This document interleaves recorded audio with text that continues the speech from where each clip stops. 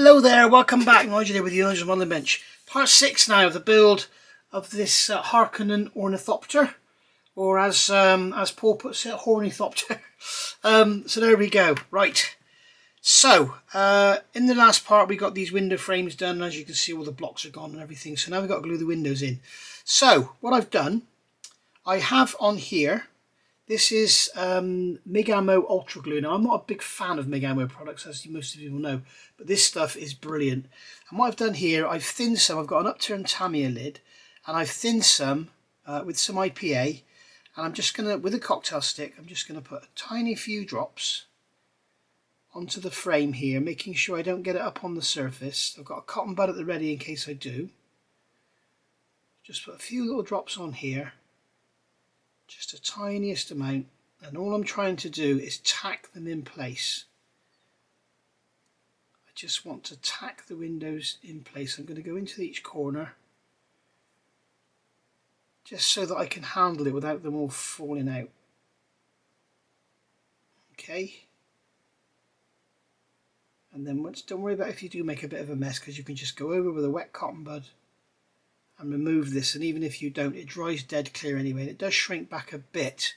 It can be a bit blobby, can be a bit Mr. Blobby.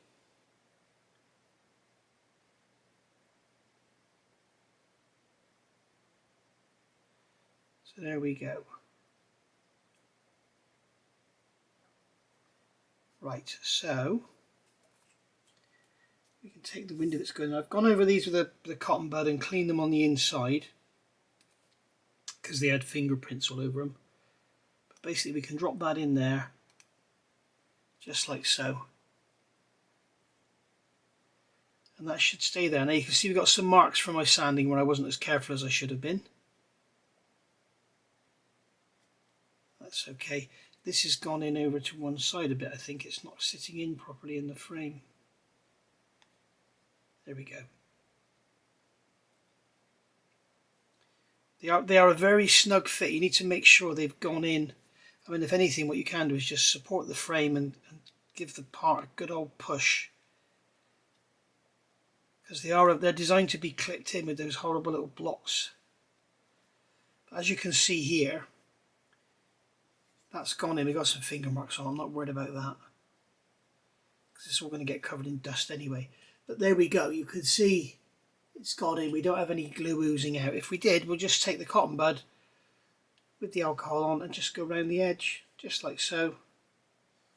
Just remove any excess that's on there. That is slightly damp. It's not wet. It's just literally, you know, you can just smell it.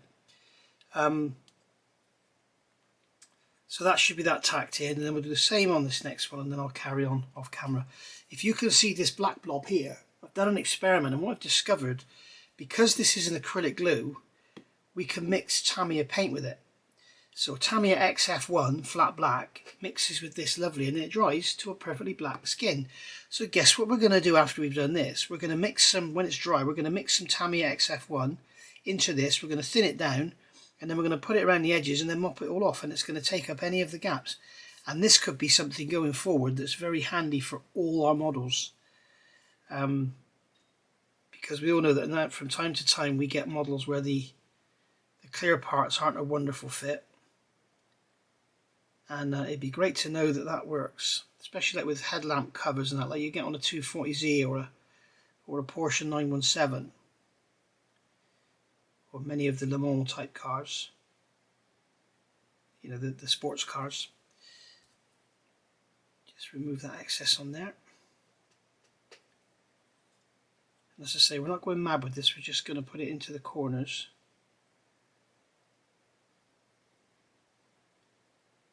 And you can thin this with water. If you don't have any IPA, you can just use water. I've used IPA because I think it might stick better. I think it will retain its tackiness better with the IPA rather than water. I've put too much in that corner, you can see there. It's way too much, so to prevent it all oozing out, I'm going to remove some now.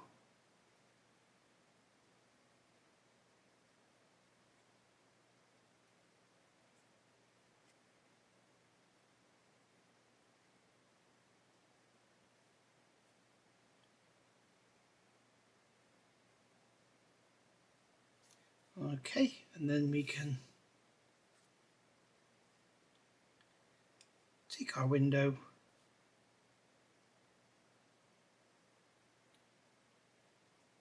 and drop it in.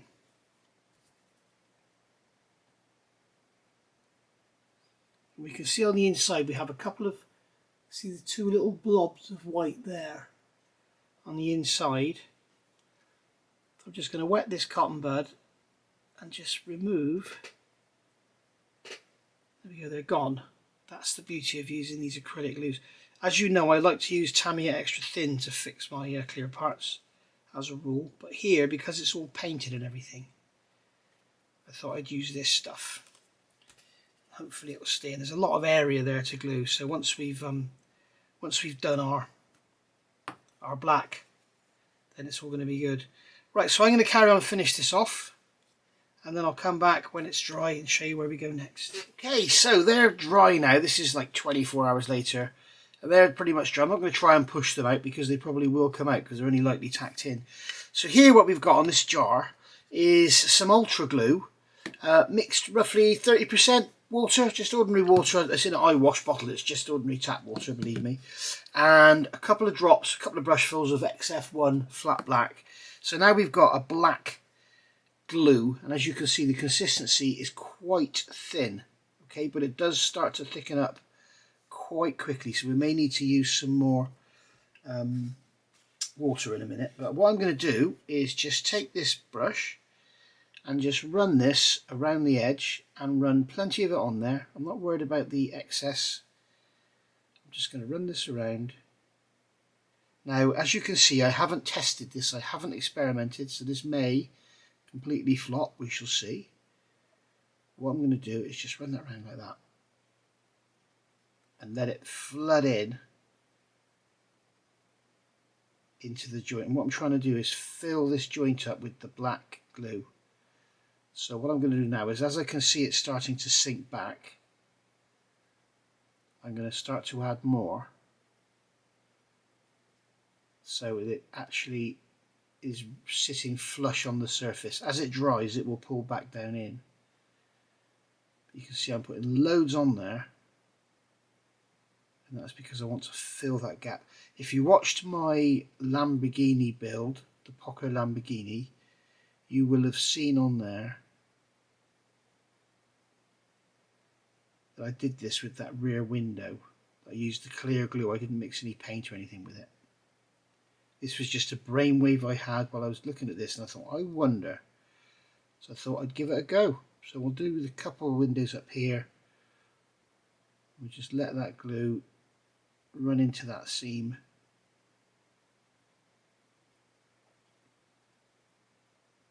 And then I think we're going to be using a few cotton buds when it comes to getting it all off again, and then we'll just remove what is actually on the surface and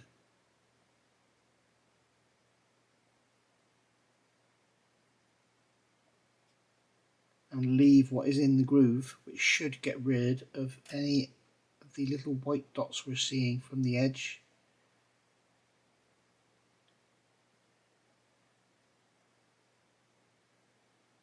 So it should help to make them look sort of all integral with the, in fact I'll do this front one as well. If it doesn't work, it doesn't work. You know, I've messed my model up so that you don't have to, but I think it will. At the end of the day, with this, if it doesn't work, what you can do is just soak the whole thing in some warm water for a few hours, and all of the glue will just be attacked by the water and it will just give up and let go.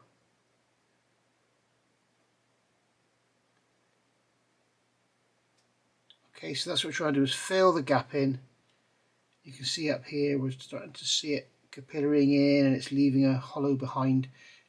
What I'm doing is looking at it in the light. Now if you look at this window over here on the right, if I catch it in the light, you may be able to see that it's starting to sink down in there. And that's where it's pulling in, it's capillarying in. I'm just going to make sure I keep it built up, so that we don't end up with a hollow around the glazing. And the reason for the black is so that it becomes like a black seam, almost like on your car where you've got a window bonded in. You'll have this black bonding rather than a clear shiny edge. We'll leave that to dry for a minute or two and we'll see how that works. In fact, I'm going to go around and do the whole thing, I think. And what we can do then, you see, is get a cotton bud, and if I'm going to get some water, just going to get a drop of water on there. You can see on the side I got some on here. Just get the water and just wipe it over, and off it comes. And because this is outlaw paints, it's a solvent. The water won't affect it at all. So we can just wipe away any excess on there, just like so. I'm not going onto the glazing, I'm just staying on the grey painted plastic.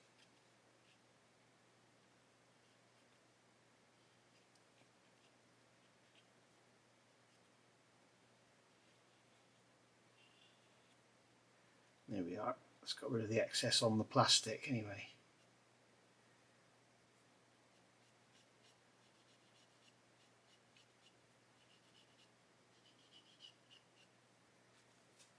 If you haven't got the ultra glue, I'm sure this will work with the what's it called? The crystal clear, the micro scale crystal clear. It'll work with that as well. Okay, so I'm just going to leave that for another couple of minutes just to gel off, because otherwise if you go too soon, what will happen is you'll drag, because at the moment I'm just staying on top on the high parts on the plastic. If you go too soon, you just drag all of the glue out of the joint. This is just like when you work with Mr. Surfacer. Instead of using alcohol, you're using water. I wouldn't recommend doing this with Mr. Surfacer, because what I've found is the Mr. Surfacer will attack the clear. You'll end up with like a foggy mark there. Ask me how I know. There we go. So I'm going to leave that to dry for a few minutes, and then we'll go around and do the same on the glazing and remove the excess from the glazing. In fact, I can see that starting to dry there. You can see I can wipe over. As I say, we're going to use a lot of cotton buds, I think. I can wipe this over and just remove all the glue.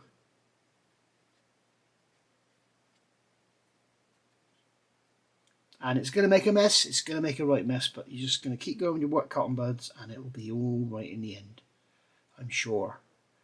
As I say, this isn't it, I keep saying as I say, don't I?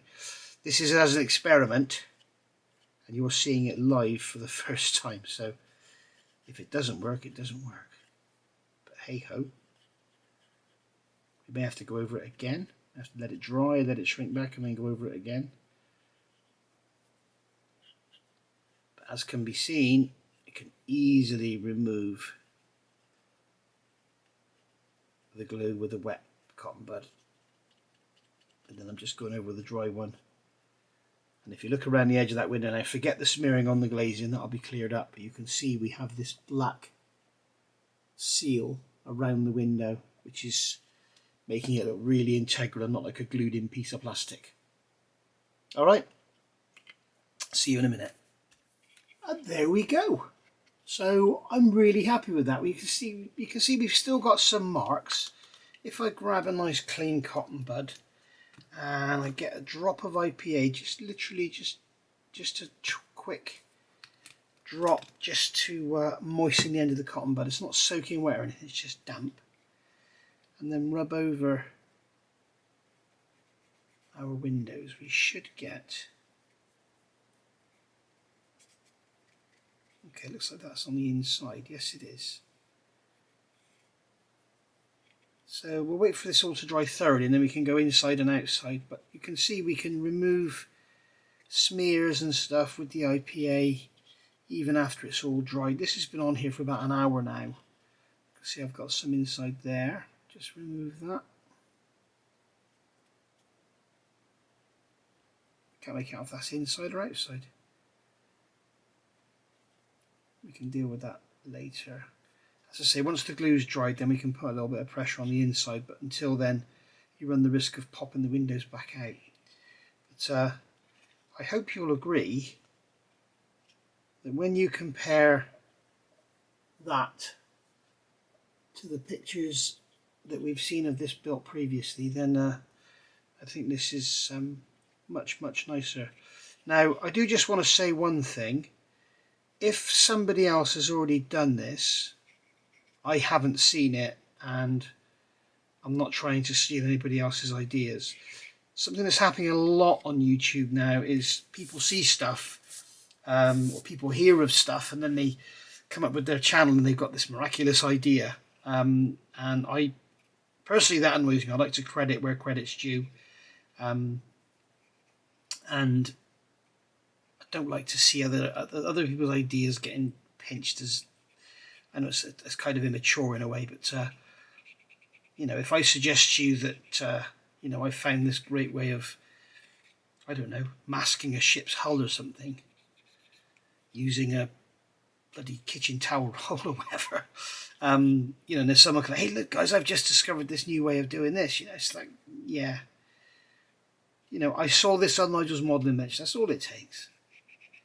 And I always try and credit. So if somebody else has already done this, please let me know in the comments, because I'd like to give them a shout out. This isn't something I've seen anybody else do. It's something I just dreamed up as I went, and you've been along with me for the ride. So so there we go. Anyway, there we are. I'm going to let that dry off, and then we'll go around the cotton bud again with the IPA. But hopefully you'll agree that that's much nicer than those white blocks, or those chrome blocks, should we say. Right, and this, like I say, this has been about an hour. It's still quite wet in the middle, but around the outside it's turned into a gooey mess. So just leave that to dry, and we should be able to just peel that off, because that's glass. And if you notice as well, I do stuff like this. I've used a Mr. Hobby jar upturned rather than Tamiya, because the Tamiya jars, they tend to have this sort of ring around here, and it's quite a sharp edge. You've got to get in there and clean it out. It's more difficult, whereas the Mr. Hobby ones have a radius, so they're easier to clean. Okay, just putting that out there. And if I can't clean that, I'll just leave that to soak in some water for a few hours, and it will just come off. Right, back in a minute. Okay, there we go. Next day now, and as you can see, we're all done, and there we go. So yeah, I've made some marks on the clear parts.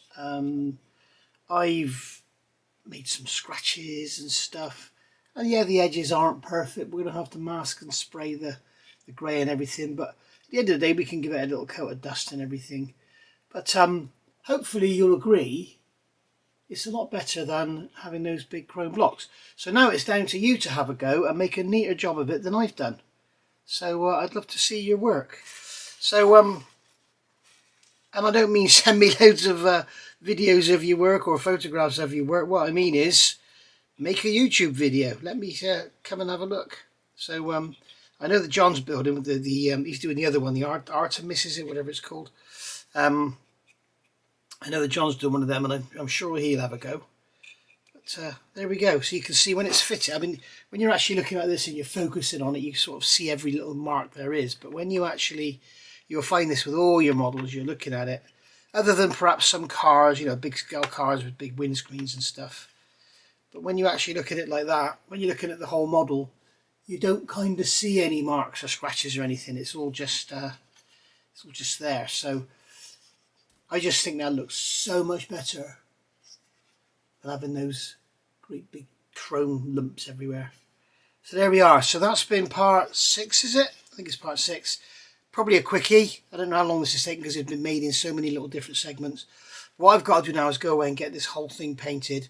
If you remember, I kept the old masks, so that's good. So I've got those old masks here that I can still use.